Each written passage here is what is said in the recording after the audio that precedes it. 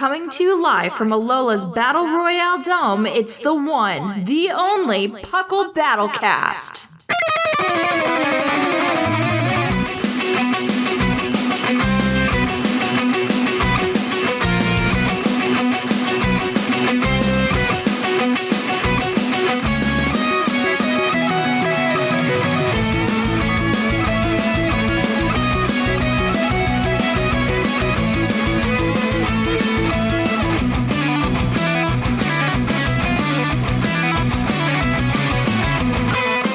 Hello and welcome to episode 47 of PUCL's Battlecast. As always, I am your host, Seth Vilo, here today with some great guys to talk about the tier shifts. That intro fell apart right in my fingers. I was going to say, that was a very encouraging introduction. I was very amped about how you were going to bring me on board with that one. Right up until some guys who do some stuff. Oh, boy. We have fun here, even if we stumble across our own words. So you've heard their voices. You might know who they are already. We'll go with whose name comes up in my list first. We've got the one, the only Mr. P. McGee. Hello. It's been a bit. It has been a bit. It's been a little bit of a bit. Indeed. And we've also got Garchomp himself, Mr. Shark Finnegan. Hello. Get it? Because Land Shark.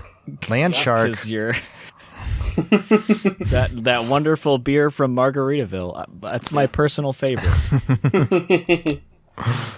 So how have you been, P. McGee? Like you said, it's been a minute, and I think you're on the other side of the world now, right? Basically, I made a cross-country move over the end of 2021, so that has been occupying a lot of my time, which is why I have been a little bit absent as of late. But that's all situated now. I mean, kind of. I still need to find a house, but the moving across the country portion is at least finished. So now it's just home buying, and I'm sure Seth knows the funds of that. So Oh, yeah. I've got that in my horizon. But in the Pokemon sphere, it's just been a lot of draft battles as of late. That's really been my world for the last year or so. Big old tournament going on right now that I'm hoping not to get out in the first round in.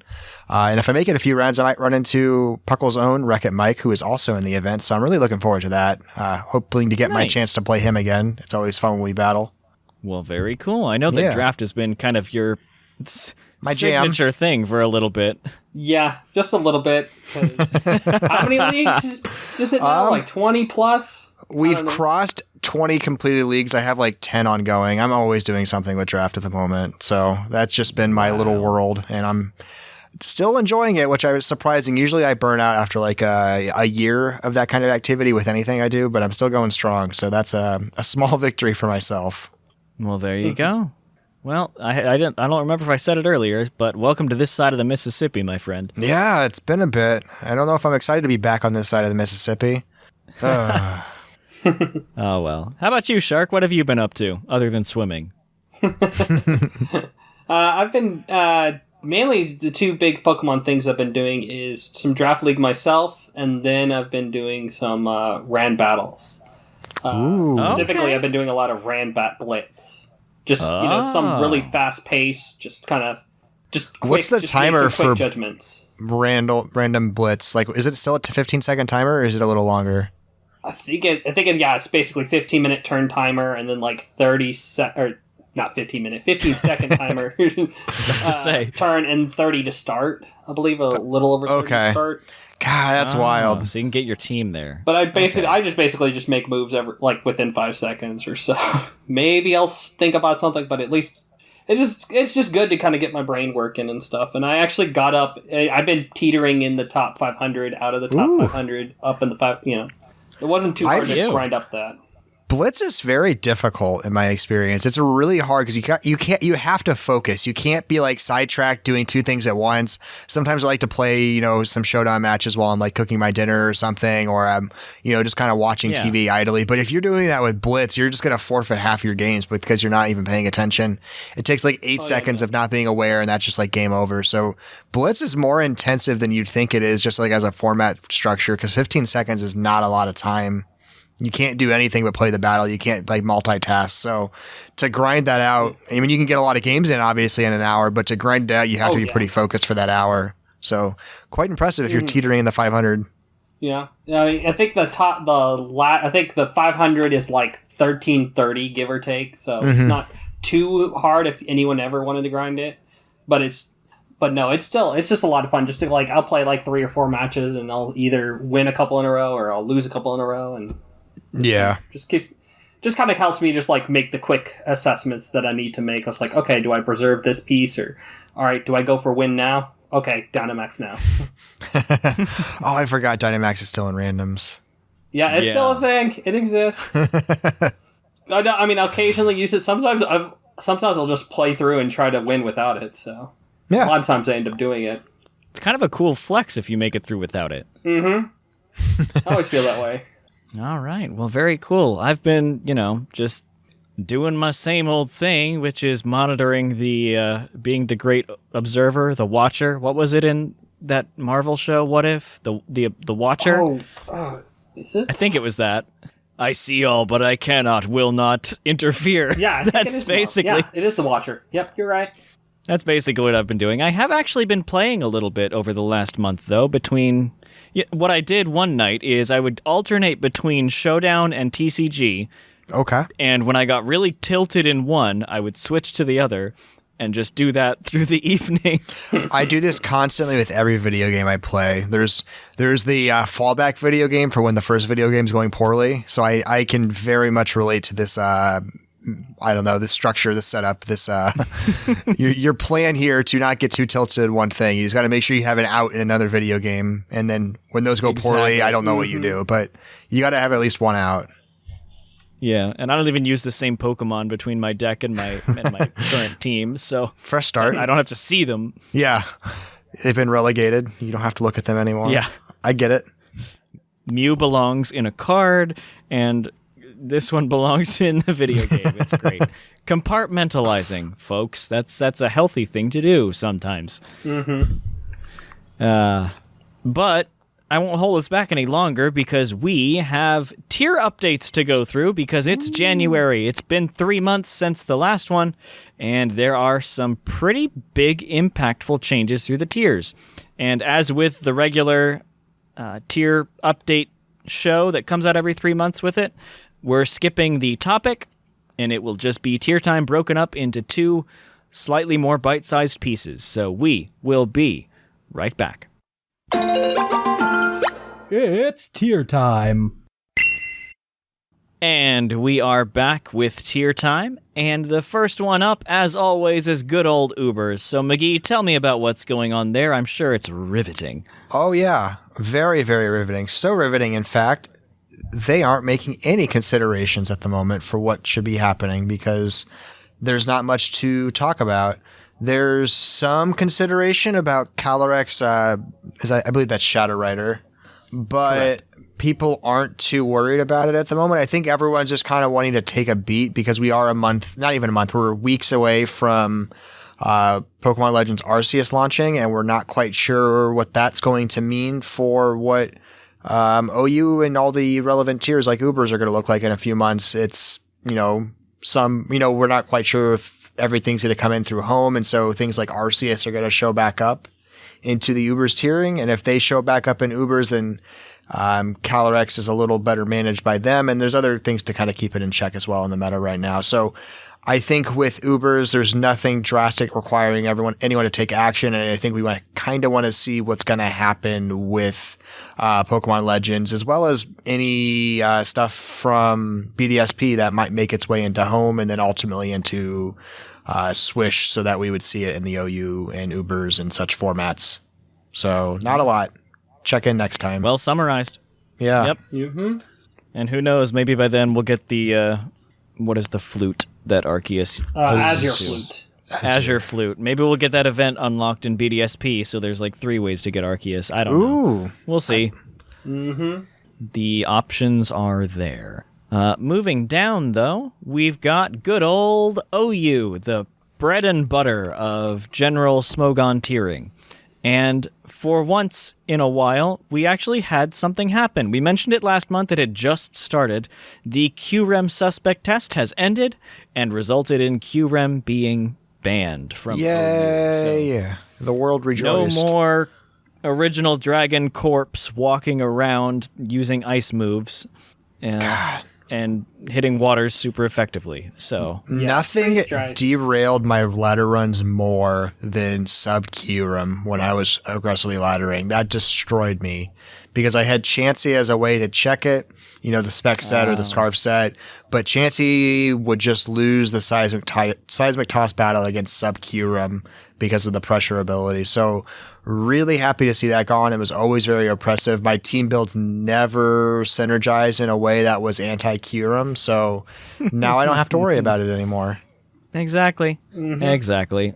And it was the sets like Never Melt Ice and Sub Dragon Dance Roost Icicle Spear on top of the spec set. You really couldn't prepare for it. It was nuts. So it is gone now. No more Kyurem, and OU is better for it. There is one other ban that occurred that wasn't part of a suspect test or anything like that. It was policy change action, which we'll mention it here, but it then applies to all tiers below it as well. That is a ban on Sandveil, Snowcloak, and Bright Powder. All three of those were ruled exactly. Less RNG. Shoot. My gimmicky garbage. No. My Garchomp in sand with Bright Powder behind a sub. Oh no.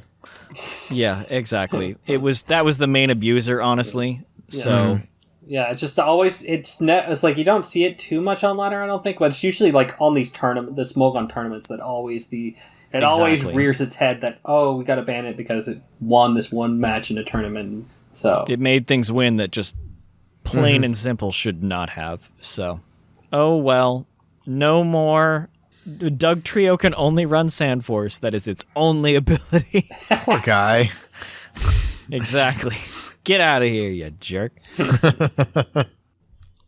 So a couple things happened after the Kyurem ban, of course. Scizor has basically dropped off completely because now its main niche is gone. It's still okay, and it's still technically OU for now. Yeah. Well, no, wait, is it OU? I think it might be. No. I don't remember, I'll actually. Take a look and see where it's used. It's still handling something like Weavile, right? Come again, I'm sorry? It still handles things like Weavile, which are still prominent, yeah? And I'm sure there's a couple of other things. In a sense, it can't switch into Weavile, though, because that knockoff hurts. True. I guess it depends if you're a bulk roost set or not. But Lele.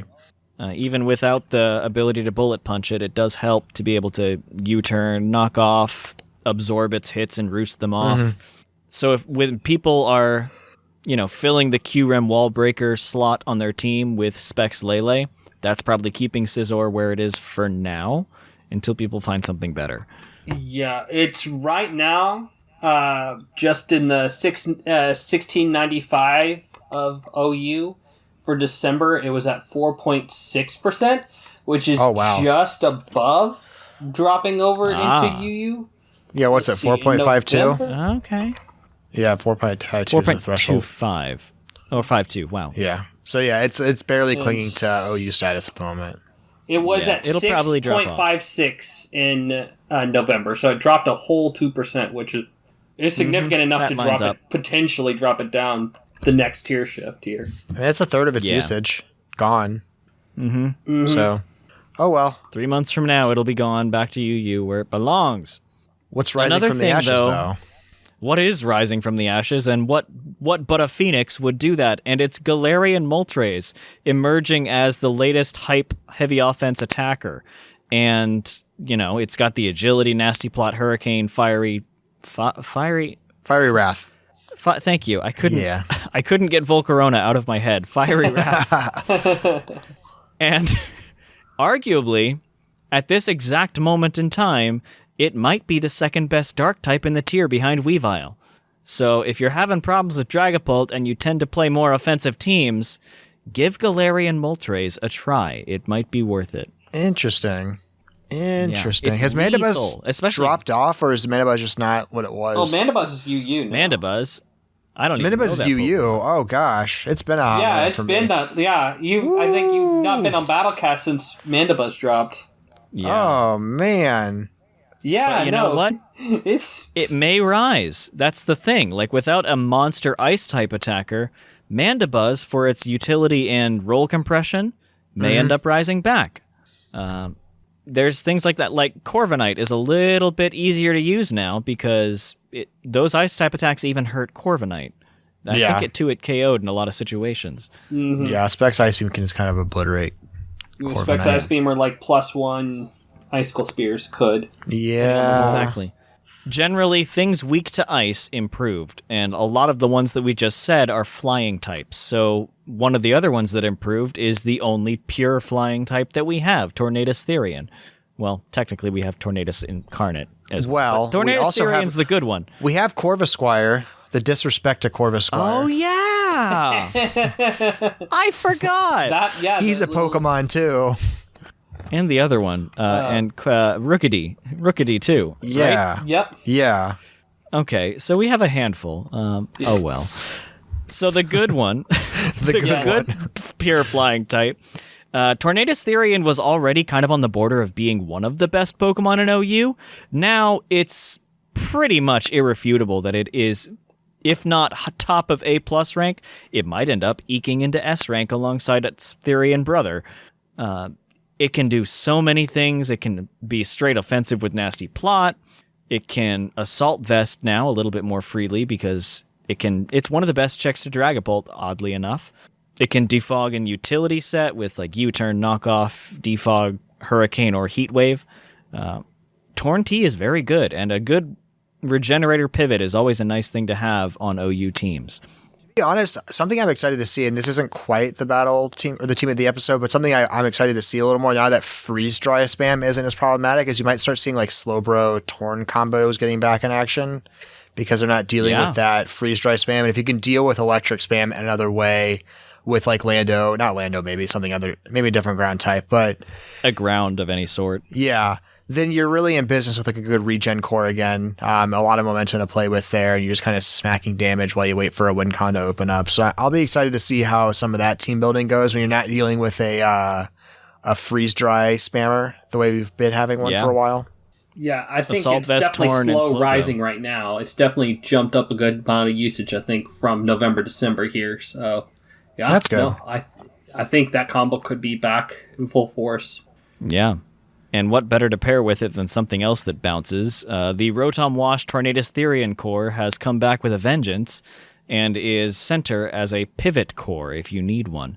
Rotom Wash has seen a lot of use recently because, ironically, it's one of the best counters to Tornadus Therian itself. Stops its Hurricane spam, can Volt Switch out of it slowly. Is it obliterated by getting knocked off?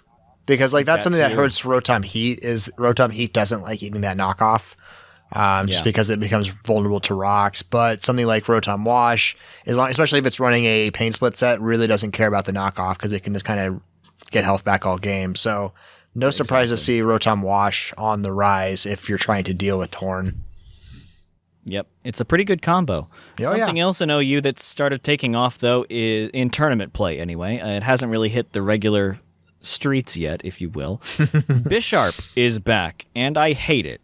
I hate when Bisharp sees Rise. I don't build well in prep for it, so as soon as I see one in team preview, I'm always uncomfortable because that just is such a misplay away from losing you the game every time because, you know, Swords Dance knockoff or a bad defog or just a bad switch out can get you obliterated by it. So not excited about that Rise at all. I don't want to see it going back up the lead or the usage board. Nor I. There are a few Pokemon that come close to tilting me as much as the existence of Hawlucha, and I will tell you that Bisharp is pretty darn close. Is it the Sucker Punch or the knockoff or just the fact that it's just a good, like the type is pretty good? And it's just ugly. That too. That's fair. Like, you could have come up with so many other chess-themed Pokemon, and that's what you picked? Come on. I mean, it looks like a bishop. No, it doesn't even look like... never mind. Bishop with a sword on it attached to his head. It's better than a luchador. It's better than a luchador. This is true. Or a hideous pincer flying monster mega thing. Oh, that's glorious. I like looking at that. Mega Pincer and Hawlucha are cut from the same piece of cloth, and I hate them both. Yeah.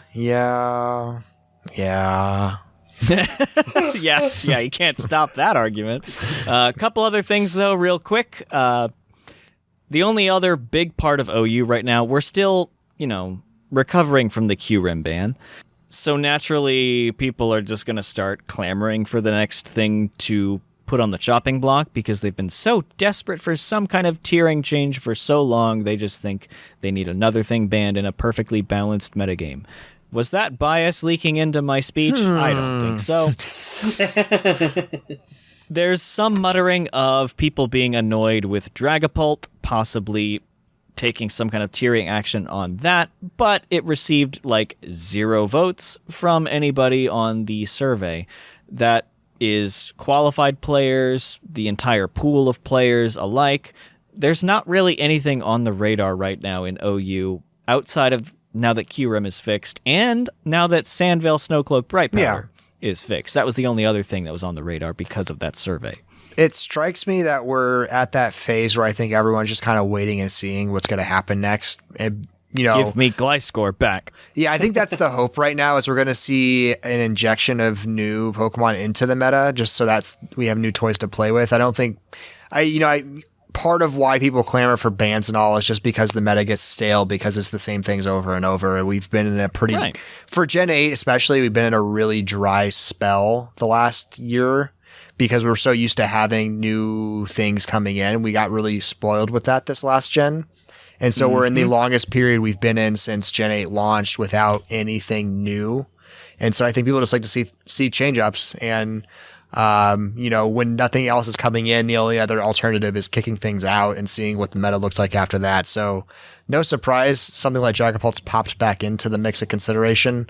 I'm hopeful that things go well with Pokemon Legends and BDSP, and we get to see those in the meta before long, but we'll see. Exactly. Give me my adaptability Basculegion with Water and Ghost. With Flip Turn and Poltergeist. Give me my Rockhead, Head Smash, Flare Blitz, Arcanine, please. Yes. That would be nuts. Give me my normal Ghost Zoroark. That too. You have a Dragapult problem solved. It even resists U-turn. Yeah. What a great mon. Hopefully. Yeah. Hopefully. So that's OU. So let's just hop down to the next tier before our quick break between the halfway point. So Shark, guide me through the treacherous waters of UU. All right. So for tier changes, first of all, we do have a ban on Mienshao. Mienshao did finally leave the metagame here, just because it's just. I think with Kamo gone, it was just a good, powerful fighting type, and it's just all its speed, its regenerator, knockoff, U-turn, and good coverage moves just made it a problem. And funny enough, it was already banned previously, I think, in RU. It's just it's slowly getting banned its way up. I guess before long it'll get banned in OU. I guess banned in OU. It's Ubers.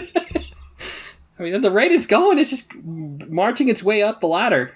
Never would I have expected that not only would it have gotten all the way up to UU in this gen, but it was banned from it.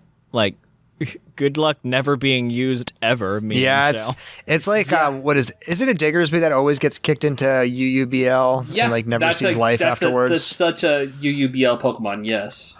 It just, poor guy. He wants to play Pokemon and he never gets the chance because nobody wants to waste their time with him in OU, and he's too mean into the other tier. So I guess he's got a buddy now with Mienshao. Yeah. Exactly. Yeah, 0.29% usage in OU right now for Mienshao. Wow. Oh, man. That guy is not used more than it. What? Oof. Well, I'm not too surprised. That's wow. Oof. Yeah, but it slowly just worked its way up, and it's gone, and taking it with it is Regieleki, just by usage. Yeah. Just ended up just being good off hyper offensive support Pokemon, just to either break things or set screens that it got enough usage in OU at the moment, and there it goes. Regieleki strikes me as kind of like sun, like weather adjacent. It's one of those ones that really kind of ebbs, rises and drops depending on what kind of style of play is on the rise that month, because we used to always see whether teams kind of bounce around, whether they go to OU and OU. Like Right. Torco will jump into OU sometimes, then drop down to like NU afterwards. Pelipper will do Arctazult and Ninetales will go up and down. Oh yeah, that's right. We had Hail come in for a minute Yeah, there. Yep. I Now forgot it's about that. nowhere. So yeah, it's just one of those still like cyclical lurking, ones. but it's just not as much. Not at the nearly moment. as good. It gets back to my old It was no statement. longer a surprise. Yeah, that just gets back to my old statement. People try to change up the meta when things get stale. So you'll see these wild Pokemon rise because there's just a little niche for them to be very effective based off what's the standard in the tier at the moment. So I don't mind seeing things like Regieleki bounce up. I know he's going to drop down again, but it's always fun seeing their name up there for a month and just being like, oh, that's cool. And then, down it goes. Yep. And one thing that I pointed out off air that might be another cause of it is, we had a suspect test in OU, and when there's a suspect test, people play hyper offense to get quick ladder points. And when people play hyper offense, they pick Regieleki. So Because once you kill the Lando or the Garchomp, it wins. or just set screen explode, go to the next thing. Yep. That's the other part of it. Yep. So what else is going on? Next up on the list for the suspect test, because they need to freshen things up, is Thunderous Therian. Just the community survey kind of has it about 50-50 whether it needed to be a tested or not, but went ahead and go for it. So between now and January 23rd is your chance to go be a part and decide whether Thunderous deserves to be banned or not.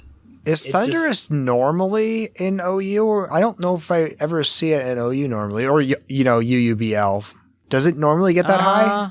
I don't think so. It's been a minute since Thunderous have kind of been in OU. Yeah, let's it just see. struck It me as was- something that you wouldn't want it as you're flying when you have things like Lando, Corviknight, or Torn. It doesn't strike me as something you want to be your electric either when you got like things like Coco or any of the Rotom forms. So it seems The like it gets biggest thing- outclassed. UUBL in Sun and Moon, it was UUBL Purgatory.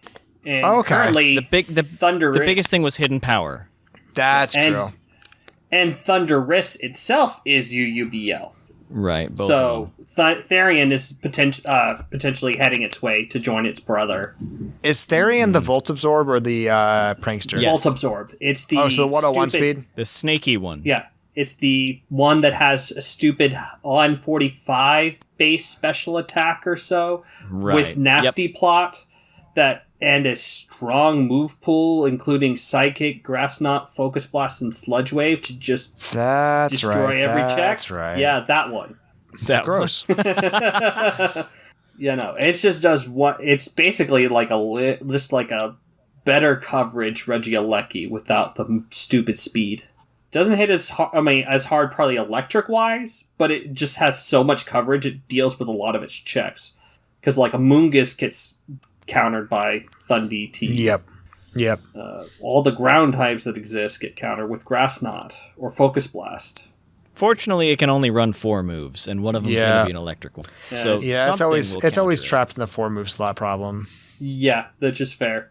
But I mean, it can just Volt Switch itself out, which is still scary Yeah. hard. It's scary, scary hard.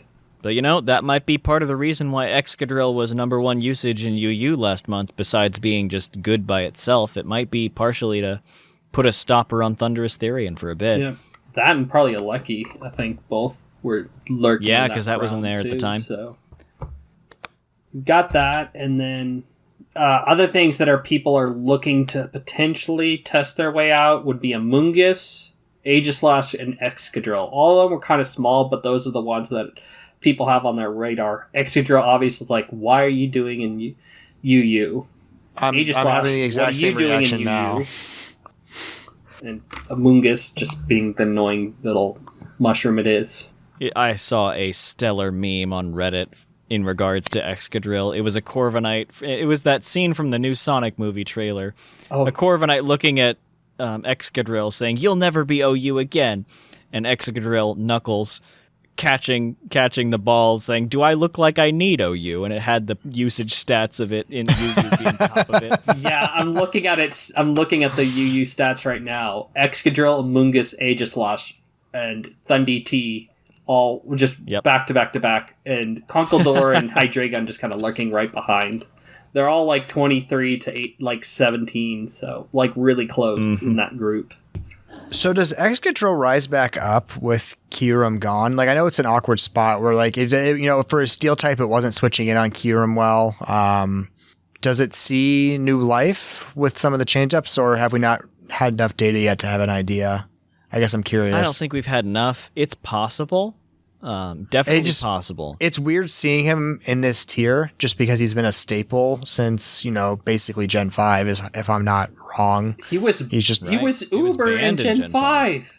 Was he? Okay, so he's just been... He was banned Ubers. I remember playing back then. He was... just like Aegislash before him. It was Sand plus its stupid 135 attack made it ban-worthy, and it's... But Aegislash I'm not surprised by. Like, Aegislash has been like a prolonged drop this whole gen because it wasn't facing off against Dragapult well, wasn't doing well against Hydreigon, wasn't doing well when Urshifu was allowed in the meta because it couldn't stop Wicked Blow. And so, like... the nerfs it had this gen were just a little too much. So it's not surprising seeing that fall. But I guess it's weird seeing Excadrill fall. That's just it's like when Tyranitar fell off that first time, after like 15 years in OU or whatever the ridiculous number was. Yep. That moment where you're like, wow, I didn't think that could happen, and then you're like looking at it happen, and then there's like a whole campaign to stop it, but it still eventually happened. And so it's weird seeing weather. I mean, that's the cyclical nature of weather. Eventually the teams drop off, and I guess Excadrill wasn't shining enough outside of weather teams to keep it around.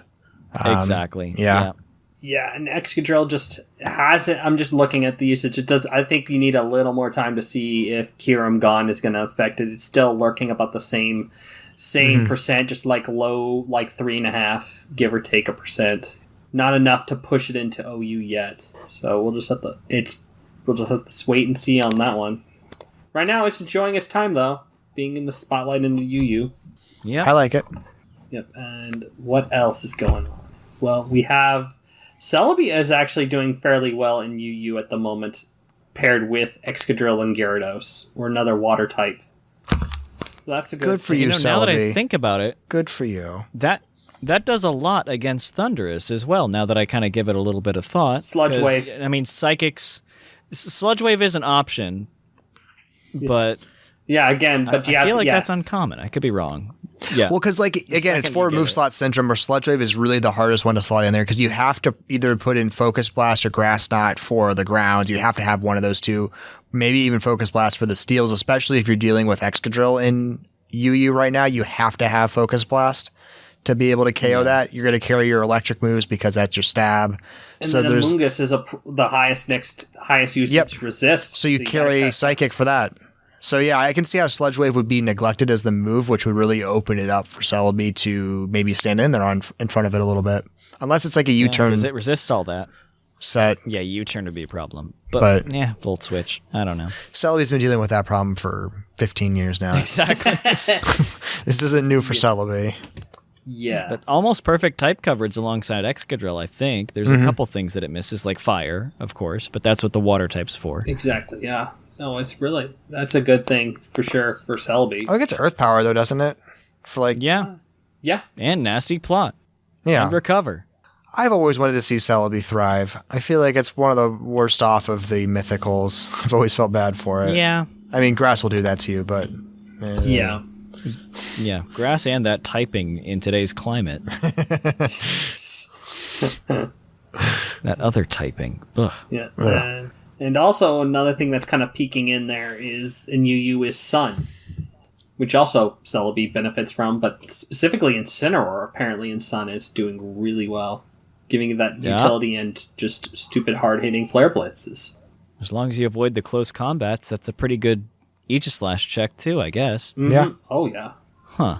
So that's UU going on right now. I like it. Well, cool.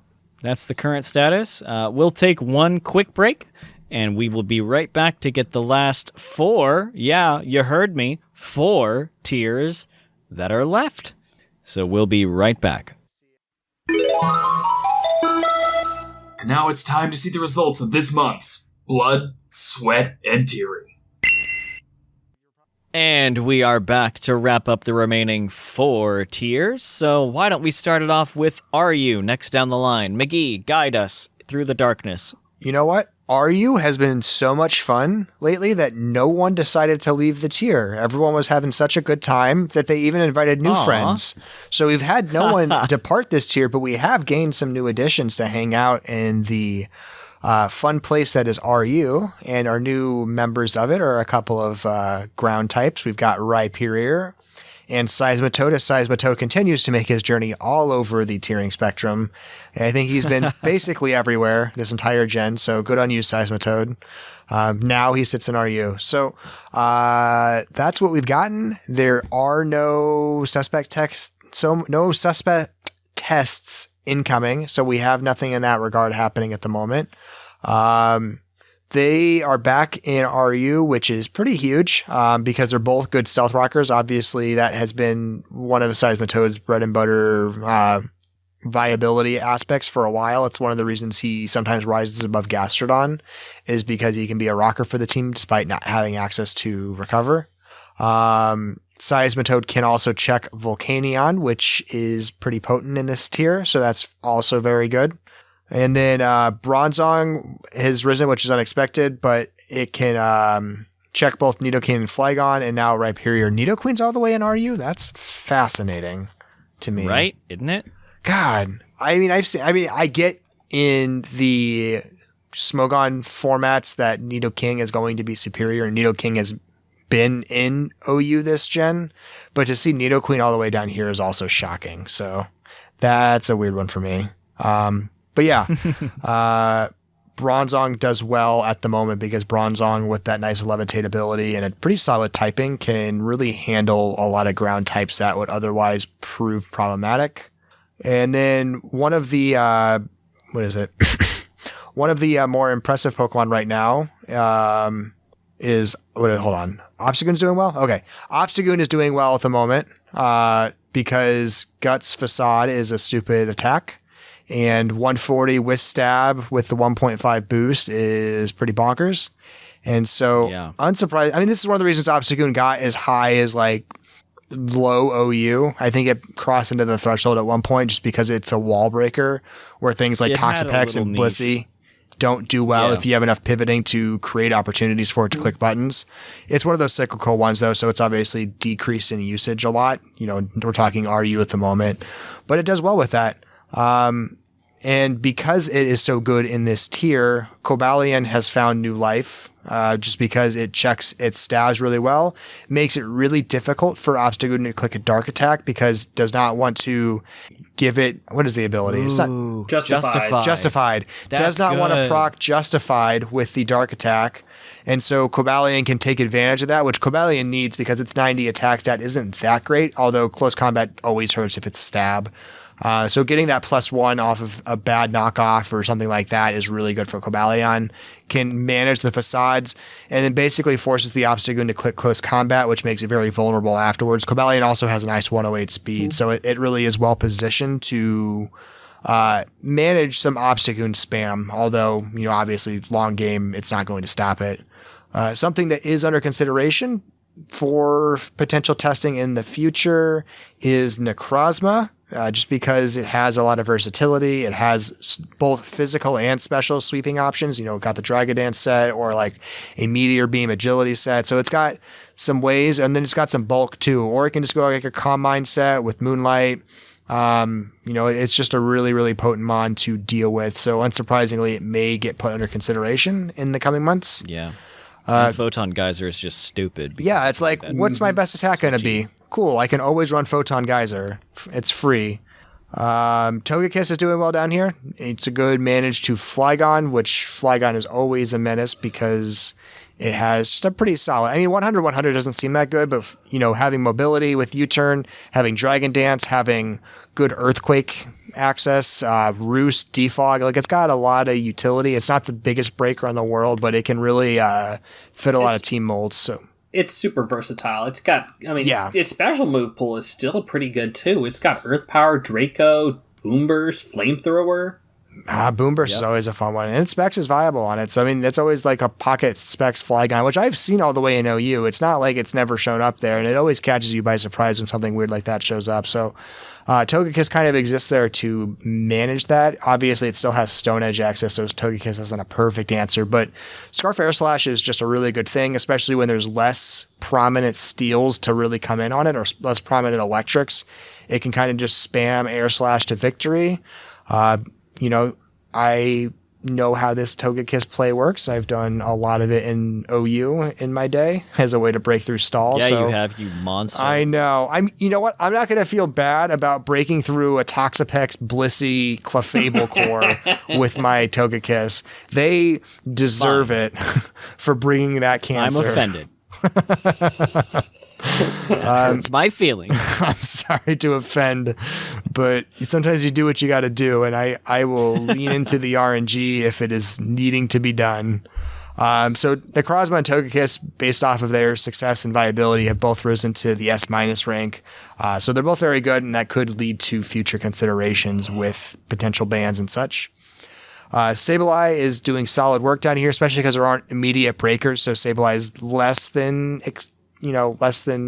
impressive stat line can be sufficient with the pranks to recover. So it can manage Obstagoon well. It manages Necrozma pretty well, because Necrozma actually has a pretty tough time dealing with it since it doesn't have Moonblast or anything to really push through. And it can't hit it with Photon Geyser. Metagross, same issue because Prankster Will-O-Wisp. Cobalian, same issue because of Prankster Will-O-Wisp. So it has a good niche down here to check some of these scarier things. But obviously it's not the most ideal option.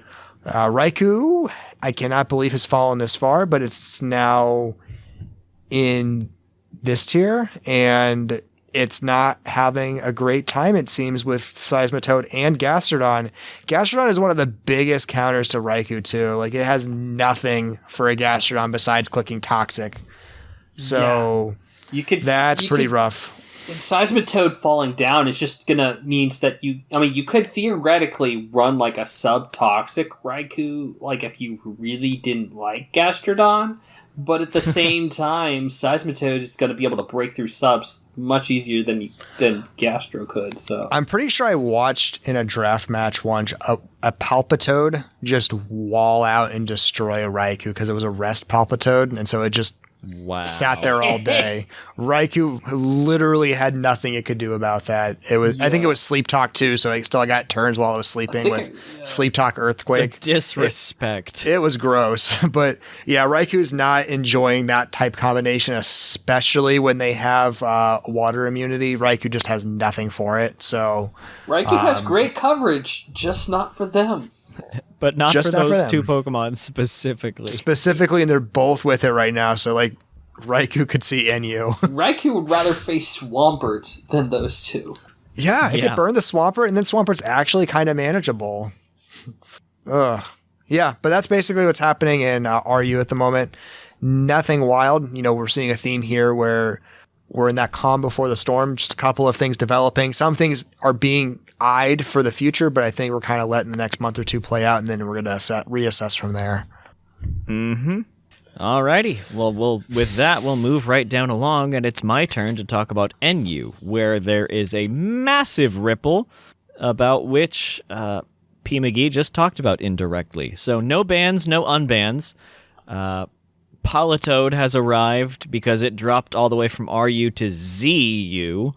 So in that's because of a rain ban, right? Or what's the deal with that? I don't know. I think it's just bad. I think it's just it's because rain is banned. Rain is banned, and therefore Politoed is bad. Without rain. Is it banned? It's got to be banned in some of these formats. I think that's why Seismitoad is. I know Drizzle got banned in UU at one point, did not? Because Barraskewda fell down there, and that was a disaster.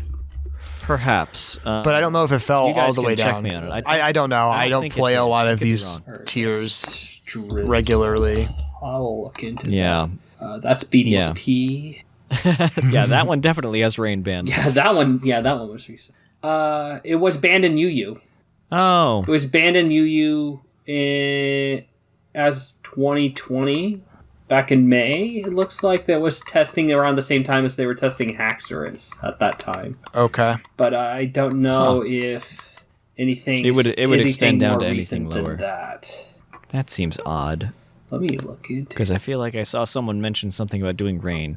I don't know. But Politoed is down in ZU now from RU, so it was in RU for a while. Now it's dropped, so you can always use that. But we'll continue on with the biggest and baddest change to NU that came around. And that was the aforementioned Bronzong moving from NU into RU. Bronzong was the thing that apparently was holding all of NU together with its very existence, and now the demons have been unleashed. Heatproof Bronzong specifically, not Levitate, which I was surprised to learn. But there are so many other things down here that have fire coverage. Heatproof just made so much more sense. Yeah, things like Gudra, Yeah. Exploud, Indeedee, and Sylveon both had fire coverage. Duraludon and Salazzle. It was actually a pretty good Salazzle stop because it could absorb a flamethrower or whatever and Psychic back and knock it out. And Bronzong actually not only being a wall, it could be a stealth rock setter, it could also be an endgame or mid-game type sweeper with body press and iron defense. So I've seen it. Could, it's gross. It could do a lot. It could do a little bit of everything. And the fact that this wall is now gone just opens the door for things like Specs Exploud, Specs Gudra, Choice Specs everything. Hail. Even these fires. Yeah, Hail. Certain Sylvally forms, like Ground Sylvally. You mentioned Hail with Slush Rush in particular. There's a lot of things that are opened up with Bronzong departing, so there may be a slew of suspect tests. Yeah, I'm quick looking bans. at what's coming in as the new options, and they all have issues, especially, first and foremost of which they don't handle special fire well at all. Right. Copperaja, Escavalier, Doublade, decent physical walls, but they're not taking any sort of fire attacks or special attacks that well. So, yeah, there's a big hole opened up by the departure of Bronzong. Yeah. I mean, your next best wall is things like Togedemaru and those three that you mentioned. Sylvally Steel, even things like Stunfisk Galarian form are being considered as walls. They have the opportunity now, though. I mean, that is a low-key buff for all of those Pokemon, because now there is the opportunity to rise to the occasion and become the great Salazzle Stopper. Well, I don't know that they are up for the not. challenge, but I admire if their I were to bet, determination to I'd try. honestly go with that special with the Steel Sylvally. You could definitely push. That one has the spread to be a better special defense wall, and it has Yeah. fangs and probably a ground And momentum. coverage. Defog. Yeah, which is against nice. not fires, yeah, it's good. Yeah. It I can has see a that chance rising to to the stop occasion. Salazzle. Yeah, with right It's investment. just too slow, and Salazzle's terrifying. Yeah. That's the problem. Because it's outsped by a lot.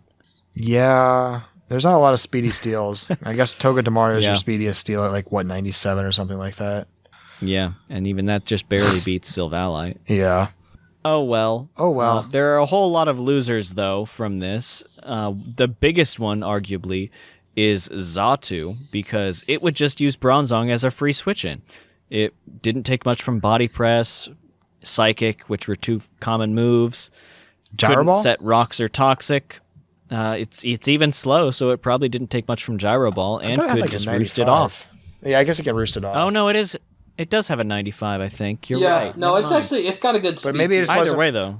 It might just be That eating was away where uncommon. it's not getting destroyed, yeah. But I it guess- was pretty much yeah, always a free switch in to get in, bounce whatever it tried to set up, and just teleport to your actual thing that you wanted in. So, the other thing that lost out big were ghosts, because they just could stop Bronzong's body press sweep.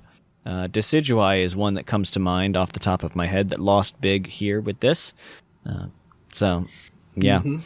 But with Bronzong Bronzong Gong. in the beginning. Anyway, dragons are on the rise without the bell. So that leads to weird checks. Things like specially defensive Aggron or Rhydon are coming out of the woodwork to try and be a Dragon stop or an X-Plowed stop, or indeedy Sylveon. You get the idea.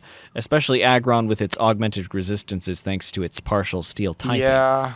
But we're just going to see like Goodra start running Surf more often or something like that, if that's the case. Right. So it's a Band-Aid on what's just going to be a new problem, which is that you just don't have the stop that you used to have for some of these things, and they're going to be a little more potent now.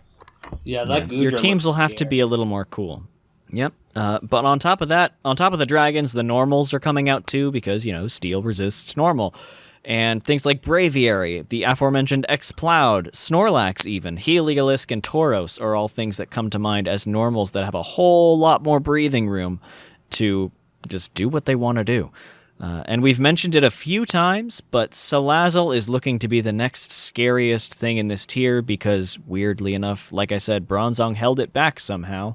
And yeah, Salazzle might be bad enough that it might have tiering action taken on it. I think it has before in this tier, or somewhere down here before, just because its speed with its special attack is kind of scary. So yeah, that pretty much covers NU. Bronzong will be missed, and we'll see if they get it back and can piece the tier together after, hopefully, the home updates come out. But, we'll find out whenever that happens. Until then, we'll just move along to the final regular tier. So, Shark, guide me through the treacherous PU. Yes. So, first of all, we have a departure. Serena got enough usage to bump it up to NU. Oh, good for you, Serena. Yeah, Serena's such a fun Pokemon. Has good attack, rapid spin, drop kick, all the fun stuff that you can do with it. Such an easy Scarfer as well. So it'll be missed here. Arriving, we got some good arrivals coming down. First of all, Politoed as it's dropping all the way to ZU because in PU, Rain is banned. So Rain fell out of favor in NU, and thus Politoed without Rain is not nearly as good, so it just falls all the way down to the bottom. As well as Espeon, Glastrier, and Ninjask. The big one being Glastrier, another legendary to fall its way down into this tier. It's got a good offensive stab, but it's slow, and Ice is not the greatest defensive type, so it can get worn down and just not be able to close out, despite its really stupid stats spread. Espeon may be tested in the future, but right now it's enjoying its time because it's got good attack, good speed, and can really break in this tier. Though it is frail and does. It can kind of two-shot everything, right? Yeah, it should be able to. Pretty much, I would imagine anything in this tier, you should be able to two-shot. Though there's a couple of things that could kind of keep it in check for a little while. Things like Sneasel, being just a little bit faster than it. I thought they share the same speed tier. Yeah. I could be wrong. I thought they were 115s. But I think Espeon is 110. Espeon is 110. Oh, that's right. Yeah, EV stats. I'm stupid. EV stats. Yep. Yep, Nope, EV stats. Sneasel's just a hair faster. Shiftry gets priority Sucker Punch to deal with it. Togedemaru can resist some of its coverage options and also Wish Pass itself out. So Wish Pass Togedemaru. Yeah. Yep, that's one of the very common. It doesn't get spikes, but it gets Wish. So that makes sense. It's got such a weird move pool. It really does. So weird. It's definitely the most interesting of the Pika clones, if you ask me. Yeah. But with both Espeon and Glastrier together, though, could be really devastating, especially with things like, Stealth Rock being bounced back by Magic Bounce. Ooh. And Espeon can also Wish Pass into Glastrier, allowing it to just be able to constantly chunk it. And, it has enough bulk that you could throw an AV on, and I think one of the bigger threats in the format, Charizard, does not to KO you with. So it has potential there. So yeah, I've seen the calc. It does like 49% with max special attack Fire Blast from Charizard. It's crazy. And as well, Ninjask being freed from PB should have a fun time now. Though it's the tier right now, I think, is well positioned to kind of handle it. Things like obviously Charizard, trying to put down a bunch of rocks with things like because you're going to put rocks down for Charizard, for Glastrier. Yeah, Ninjask is going to have to wear heavy duty boots to be able to compete.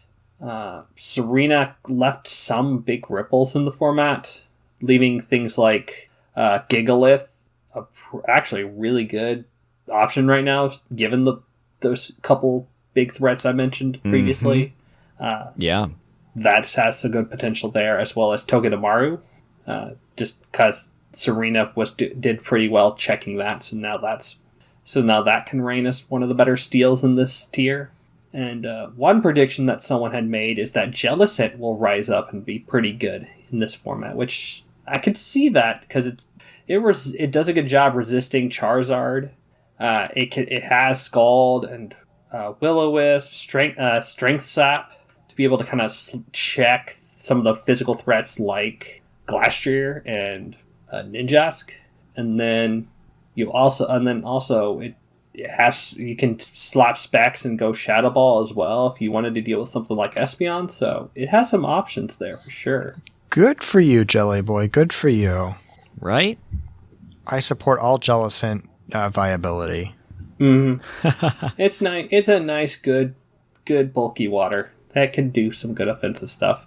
And apparently a fun little set that's kind of taking off for fun is this Kling Klang set, where you can be able to shift gear and just counter basically the big three things in the format right now with Wild Charge, Gear Grind, and Other. Does it have another attack move? No. You just run Substitute on it, I think. I've only ever seen those two attacks on it from random battles and like anywhere else. It just... Not since Return left. Yeah, poor guy. Let's see. Kling Klang. You gotta have a third move, right? I mean, he probably has like Facade or something dumb. Probably maybe Facade. Spark. The options I see on the set thing are Magnet Rise and Toxic and Substitute. It doesn't get anything. Poor guy. Yeah, I'm looking at it still, like what I usually check. Rock Smash. Yeah. Oof. It's Rock Smash. What's its dark move? It gets a dark Assurance for Espeon. There you go. That's something. It just gear grinded. Probably does more. Probably. Giga Impact. There it is. That's how you play Kling Klang. Shift gear, Giga Impact. Giga Impact into this poor thing. One ground type. This poor thing was robbed of any goodness. Yep. It's like they made Magneton, but worse. Like that but line. Bad. Yeah. But bad. Yeah. Because Magneton gets Tri-Attack. I want to be electric. If it was electric, maybe.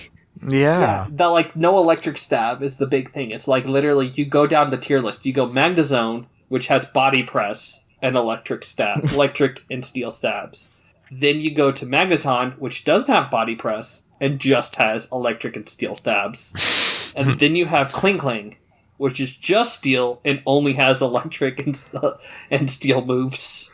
And plus and minus as alternative abilities is just insulting to a thing with 70 base special attack and shift gear and gear grind as signature moves. It's just so stupid. The year will be like 2040, but they'll figure out a way to save Kling Klang.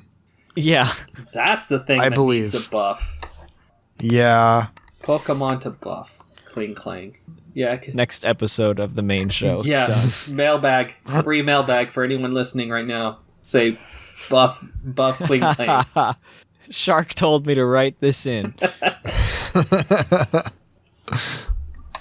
Oh boy. Well, that is PU. That is PU. Yes, we're done with PU and we're kind of done with the normal tiers. So, what better to fill this tiny little time gap here with the secret tier that we all care actually about. For this month only. BDSPOU. Yeah, exactly. For this month and maybe next month. Maybe. I doubt Legends will have something Smogani. No, but what's going to happen is NatDex is just going to or some kind of weird tier is going to launch with it. That's how I see it happening. That's true. As soon as for this month fair. only, BDSP is the hot side tier. Yeah.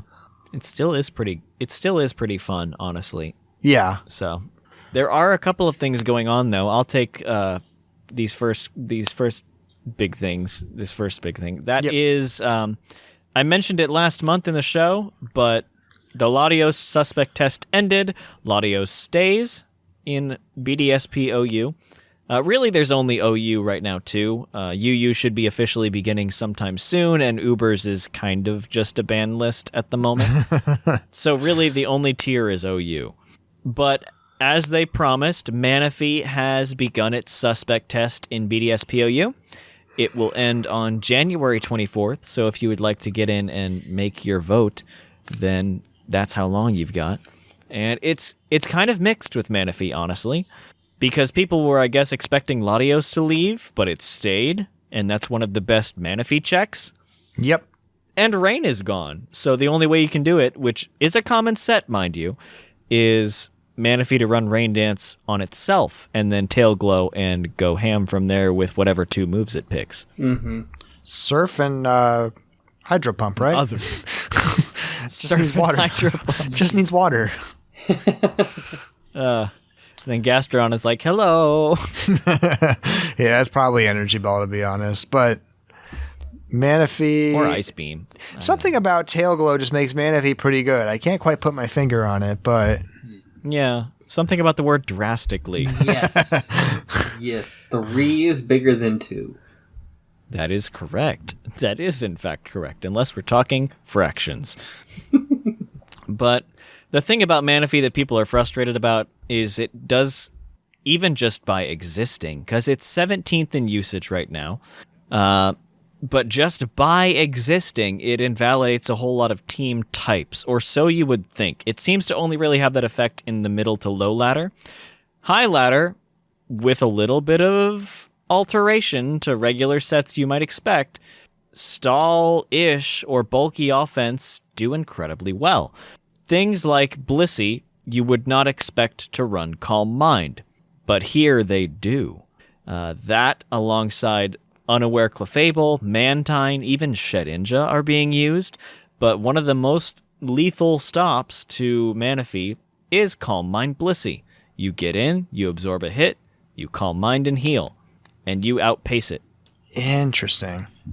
Yeah, I mean, Blissey actually has a decent enough special attack and has good coverage. That's one of the big things about it. It does because it's Gen 1, so it's got a good move pool. Yep. 75 attack's not terrible, especially if you get... And Stab Tri-Attack is still scary on its own because you're playing with fire if you're trying to wall out Tri-Attack and hope that you don't get, smacked by paralysis or burn or freeze. Like, it's a scary attack if it has the power to, hit you with. So I'd be scared of a setup Blissey. Yeah. If I had to take a whack at what the 4 moves are on it, from what I've remember here it is, back in Gen 4, what I would take a whack at is it's just Calm Mind, Soft Boiled, and Bolt Beam. I could see Bolt Beam just fine and dandy. I would actually, tying into some of the other stuff we have here, I would actually expect Flamethrower and Thunderbolts to be on that. Because what's the number one usage in the format? That would be Scizor right now, sitting at a whopping 49%. That's fair. But That's a good wait, is Landorus banned? Not Landorus, is Garchomp banned? Nope. No. It does get walled by Garchomp. How is Lando T at 49% of the tier? No. Why am I reading... Oh, Jesus. It's the Lando T of BDSP.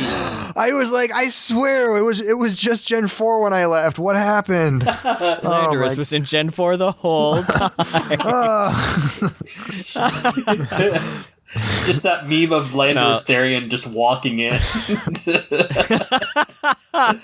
That walking Lando meme. But no, Scizor is the Lando T of BDSPOU. That makes sense. Yes. Because I think just the fact that all these water types are doing really well it keeps Heatran in check, and therefore Scizor gets to play. What does? I mean, you have so many water types right now. Heatran being the biggest Scizor check just kind of doesn't check. Because that's the thing I remember when I was playing DP itself was Heatran was very popular and Scizor was not. And the roles have changed. Yeah, honestly. And I'm curious what caused that, honestly. Because I don't know if it's the explosion thing changing around what can counter Heatran. I don't know if it's Gliscor getting Poison Heal. It could just be Manaphy popularity makes it really tough for Heatran to not be switching Fate. But you have Rotomosh's part. I'll give Rotomosh some credit just because back then it was Electric Ghost, not Electric Water. Oh, yeah. So that was one thing. Oh. But in the use, so that's sitting at number 7 at 22% usage. But you have Starmie at number 12, Azu at number 13, Manaphy at number 17, Crawdon at 21, and Feraligatr sitting, I think, just borderline barely. BDSPOU at 27, or at number 27 here. Yeah, and that's fair. Polignon's down there too. All that. Slowbro's not, but Slowbro's on the edge. Manaphy eats Slowbro, oddly enough. Yeah, there's just a lot of waters that, and plus Garchomp is still good. That keeps Heatran. Heatran just does not have a chance to thrive. Yeah, very fair. Yeah, the Garchomp effect too. I hadn't considered that. And Gliscor. Yep, Gliscor even now is one of the better Heatran counters because Heatran, other than a random Will-O-Wisp or Lava Plume burn, can do nothing to Gliscor. Mm-hmm. So, yeah. Other than that, though, the one quick mention that I want to throw out there is that the Evasion Ban that we talked about with OU also happened here. The one difference is that they also threw in Leppa Berry on top of it. Oh, that's surprising. I'm like, was that already starting to be a problem? Like the Endless Claws type thing, or why is Leppa possible? Full disclosure, I didn't really look into why Leppa Berry was thrown in there. Yeah. But you know what?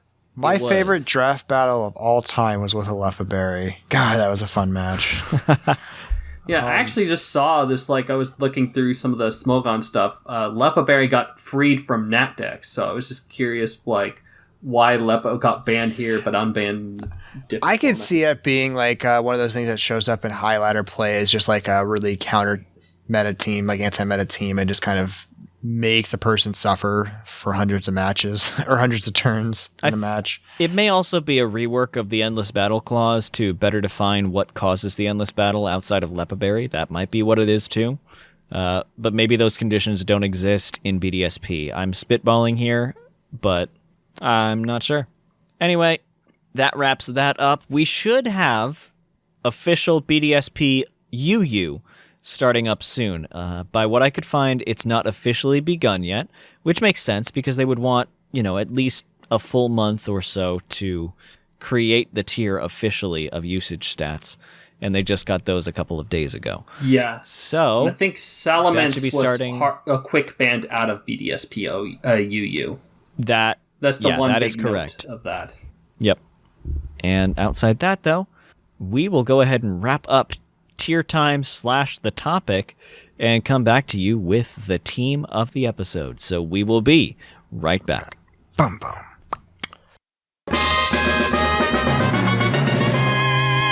And now it's time for Team of the Episode. And we are back with the team of the episode, and we decided that we wanted to have something that featured the Rotom Wash and Tornadus Therian OU core. This is OU, regular OU, not BDSP OU, because you can't have Tornadus Therian in BDSP OU.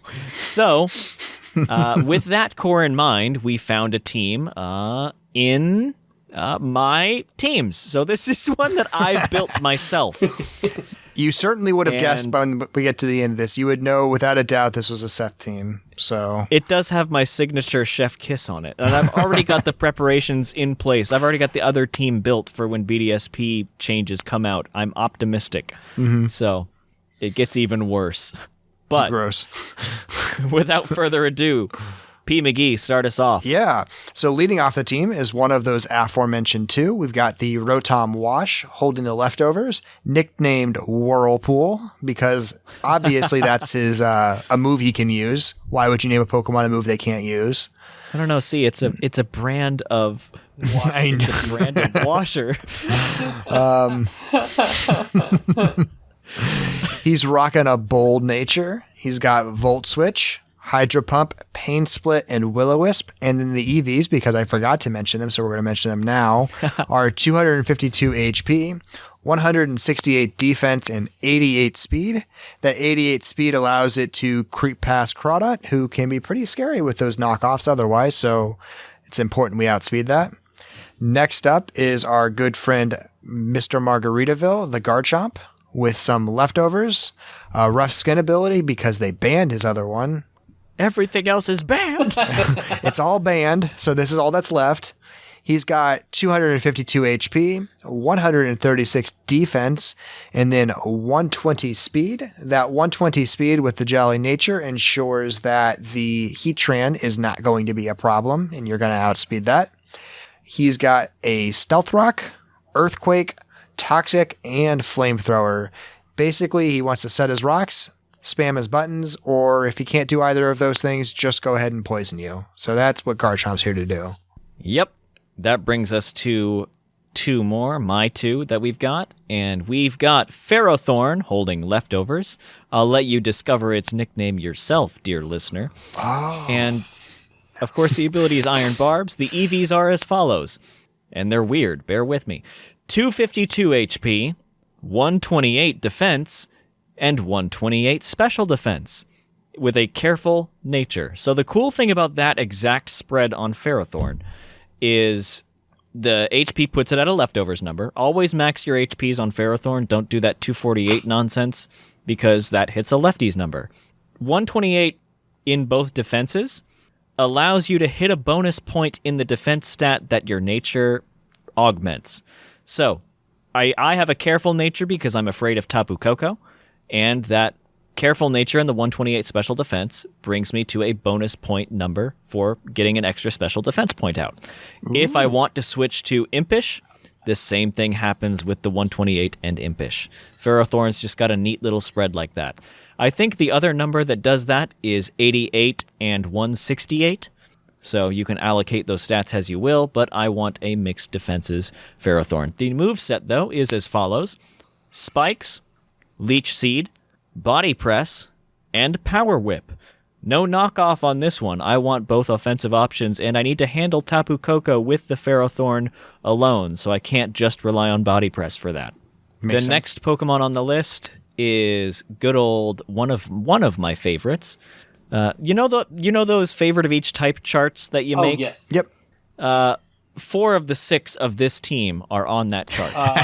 Let's see. Are they Water, Rotom Wash, Dragon, Garchomp, Steel, Ferrothorn?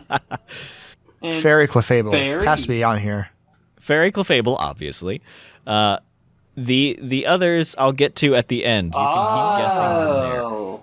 They're at the end. So anyway, the Clefable is kind of just a standard utility Clefable. I haven't quite decided what to do with this one yet. I could run Calm Mind or some other weird sets that I want to, but this is how it is for now. It's got leftovers with the ability of Magic Guard. It is shiny, let it be known. EVs are as follows. 252 HP, 200 defense, 56 special defense with a Calm Nature. That's just standard utility Clefable spread right now. Gives you enough to, I think, survive a 2-hit KO from Dragapult, and the rest go into defense to kill Haluchas. And moveset is Moonblast, Soft Boiled, Wish, and Knockoff. I love double heal type sets. I do too. So gross. Especially with the team with Garchomp and Pharaoh Thorne on it that don't have recovery of their own. Wish is incredible for healing those guys off. And Rotom, kind of, because Pain Split is good, but not always completely reliable. Mm-hmm. Yep.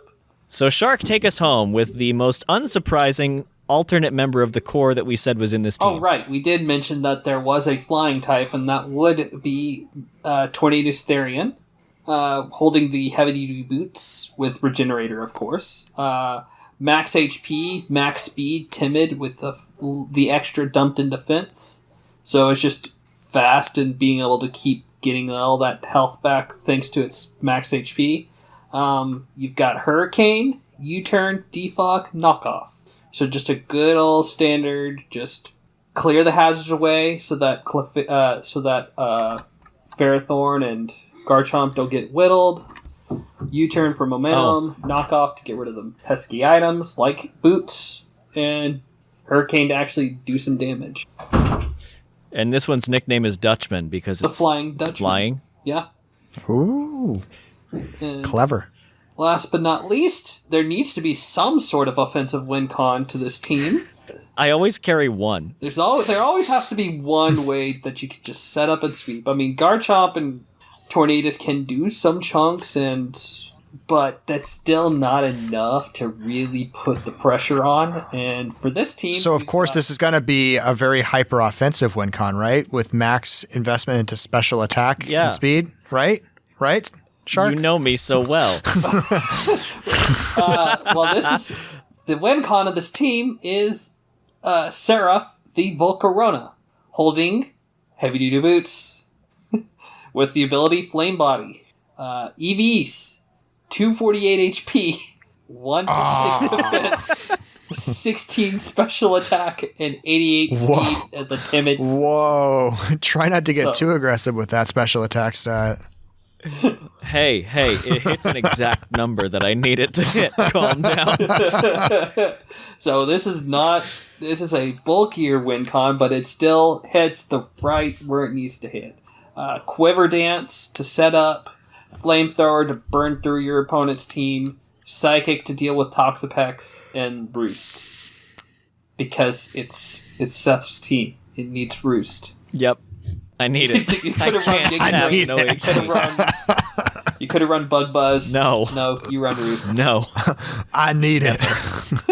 I need my health back. Could have run Giga. So the EVs for that one, at +1 it lets you outrun Zeraora and Dragapult. Which is good.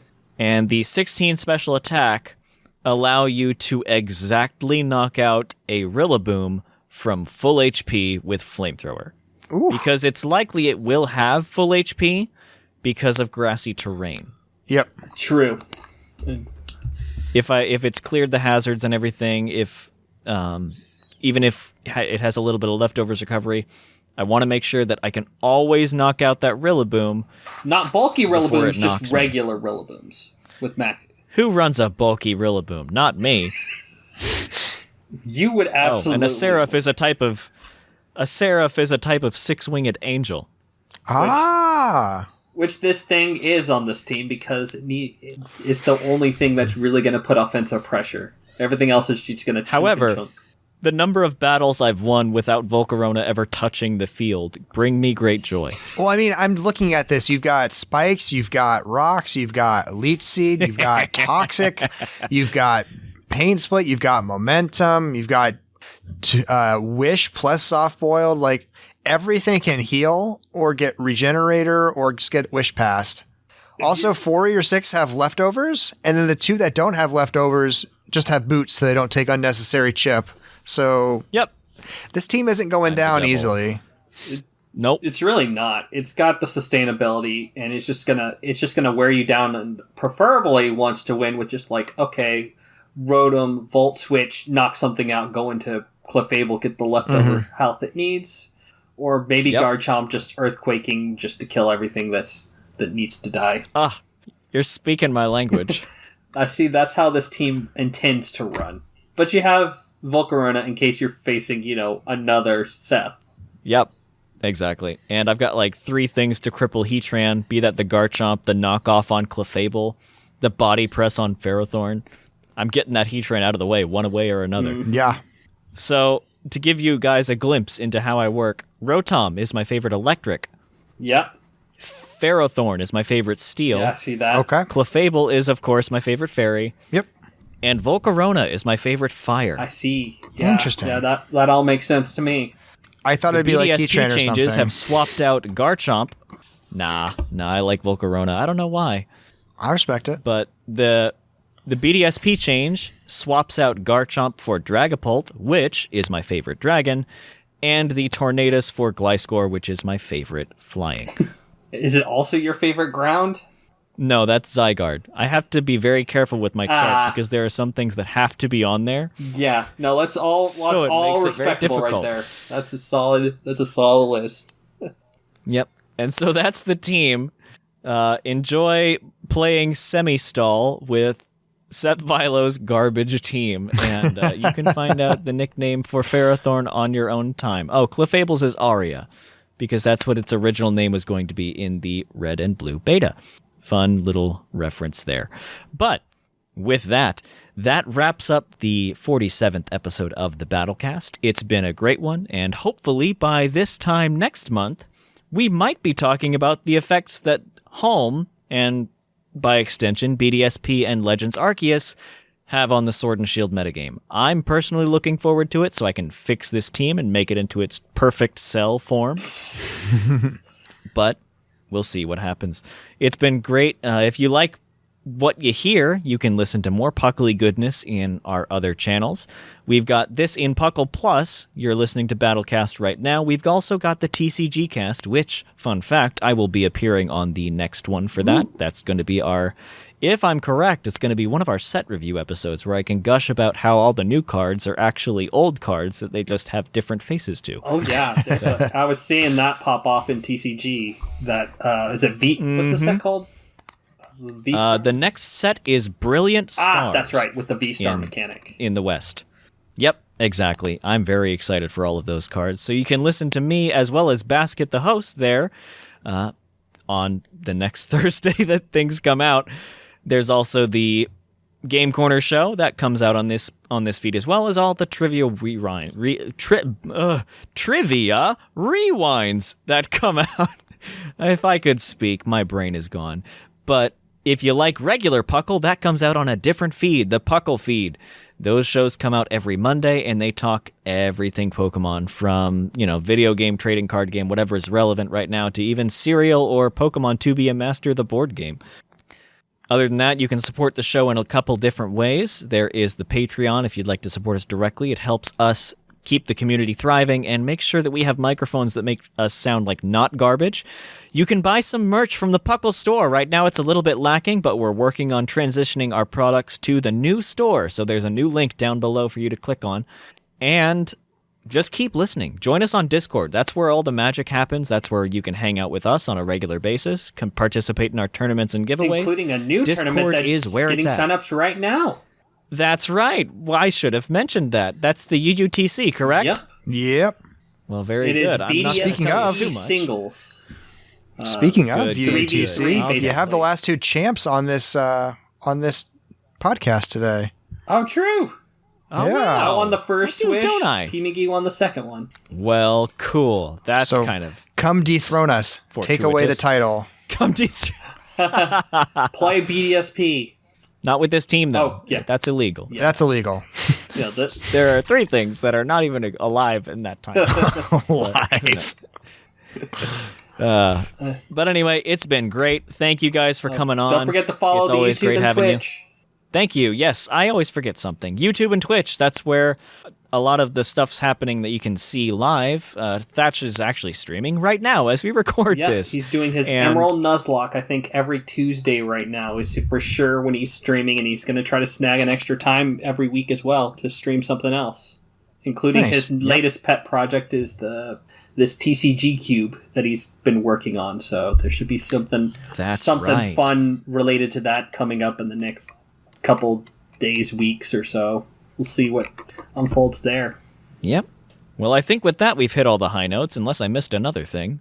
Like just the YouTube. Hearing nothing. There's YouTube Soul Silver Nuzlocke going on right now. Mm-hmm. So tune into that kind of stuff and watch our Twitter to see what's happening when. Other than that, though, I have been Seth Vilo, I have been P. McGee. And I've been Shark Finnegan. and we'll catch you guys next month. Peace.